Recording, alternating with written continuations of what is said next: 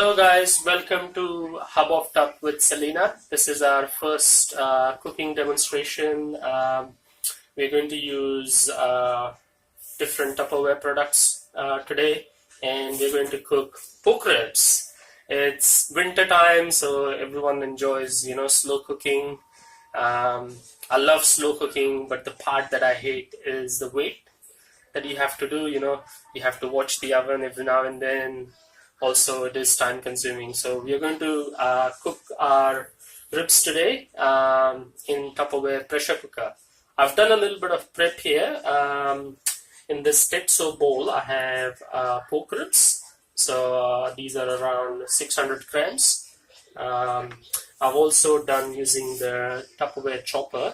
I've done some chopped garlic.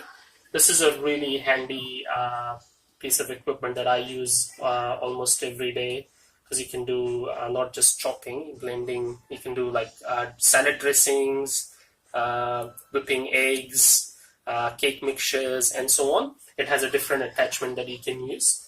I've also got in this spice mixer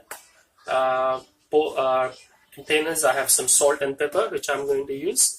So let's start marinating the pork ribs. So as you do with every meat, you season it. So I'm going to add some salt,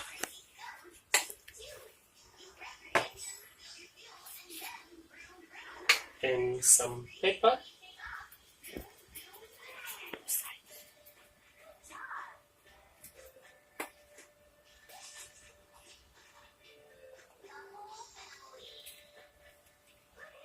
cracked pepper there, and I'm going to use some oil, just the tiniest amount to mix the salt and pepper together. And I'm just going to mix them. Now the good thing about this Tetso bowl is it's got its little handle, so you can just hold it while you're mixing. Or good for marinating meats. I always marinate my lamb, chicken, in this bowl. It comes with a little lid on the top which vacuum seals it, and then you can leave it in the fridge.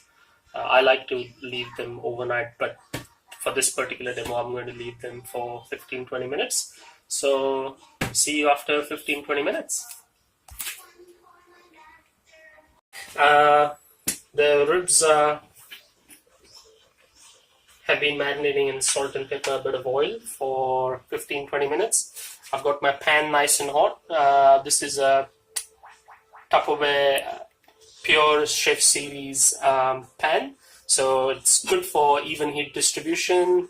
You can cook it without oil, without water, without any moisture. Like I like to cook my veggies in it, broccoli and stuff, with minimum amount of water or no water sometimes.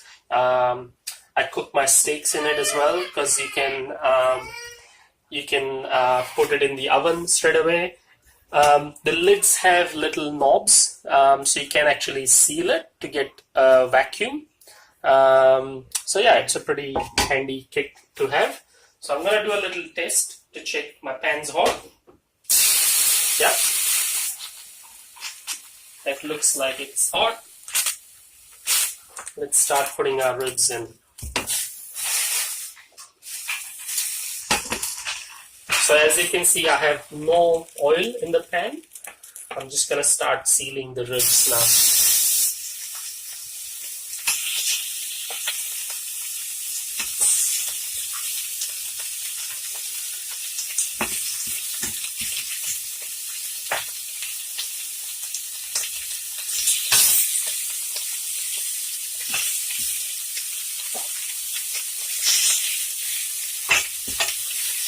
So the reason I'm sealing them is because I want that fat to render nicely, and then we're just going to pressure cook this later on in the pressure cooker. Alright, so give it 2 minutes on each side and we'll be ready very shortly. Okay, so as you can see, they're nicely caramelized now. So I'm just gonna put them out. and line them up in our Tupperware pressure cooker. So this pressure cooker is really handy equipment if you are interested or if you like to do slow cooking. So you can cook meatballs, you can cook ribs as I'm doing now, a lot of other things, lamb shoulder and so on. Now, I always say the best part sticks to the pan. So this is all the goodness. This is not, we're not going to waste it. I have some chopped garlic as I showed you earlier. I'm just going to use that and fry that garlic. Talking about the pressure cooker again while we are just getting this garlic fried. It comes with a safety rubber lining inside, and then it has other safety features, this two-stage lock. This yellow safety valve rises as the temperature goes up inside the pressure cooker. There's also a valve here which opens up to get rid of extra pressure in the pressure cooker. The thing that I like about this particular pressure cooker from Tupperware is you don't need to have a lot of liquid. I've had some bad experiences with stovetop pressure cookers where there wasn't enough liquid added to the pressure cooker, and one of them actually ended up exploding in my house in India. So this is a really safe equipment they have. So we're just gonna mix everything up and then put it in the microwave. I have a 1000-watt microwave, so I'll have to do it for at least 30 minutes. Just going to add a little bit of water. And as you can see, it's just cleaning the pan.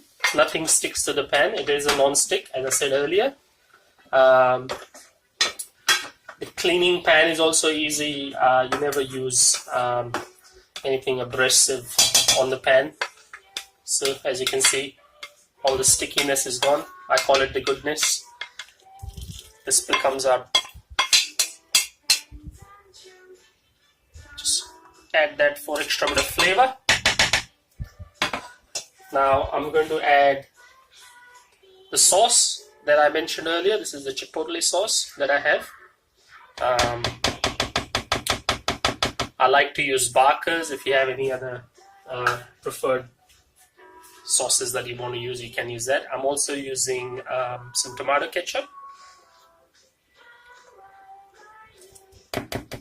Remember, we've already seasoned the ribs before sealing them, so we don't have to put any additional seasoning.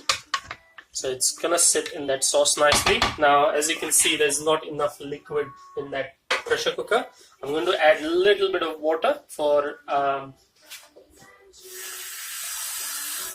the pressure cooker also has a maximum level. I don't know if you can see or not. That's the maximum level here. So make sure that you're not putting extra liquid, or you can use, instead of water, you can use stock. You can use chicken stock, you can use beer, you can use cider, you can use apple juice. So many things you can do with ribs. Now I'm going to lock this pressure cooker.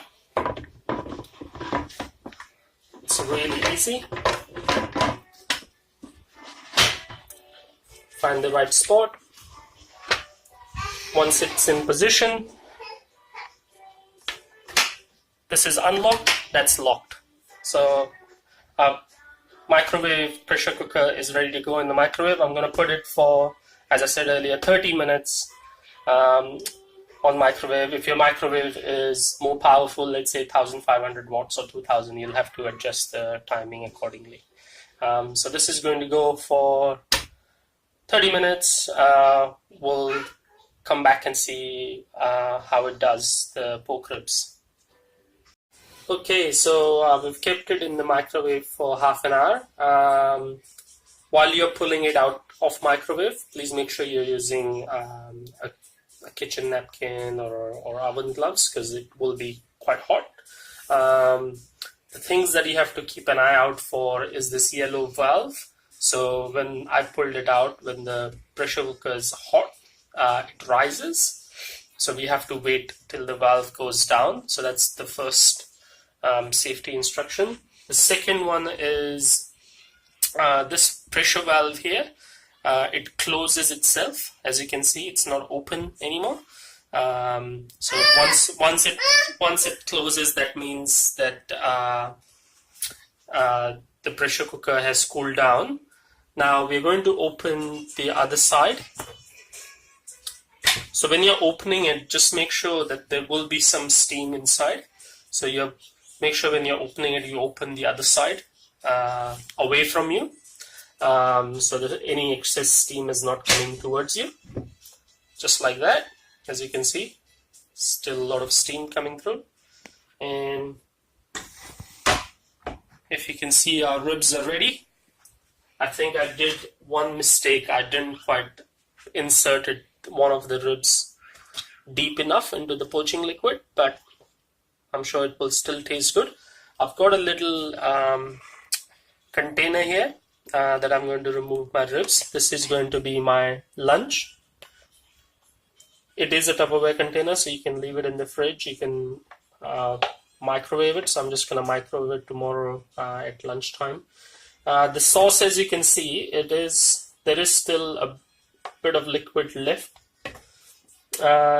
in the pressure cooker. So if you want, you can reduce it, thicken it. I like them a little bit runny. I don't like them too sticky. I haven't used, unlike many recipes, they use brown sugar or any form of sugar. This is just sauces that I've already had. So I'm just going to pour this on the top.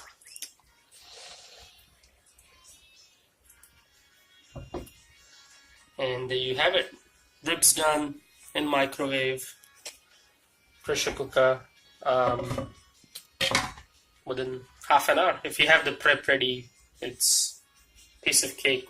While you're enjoying a glass of wine, your dinner will be ready. Alright, good night, and we'll see you for next video demonstration. Thank you for watching.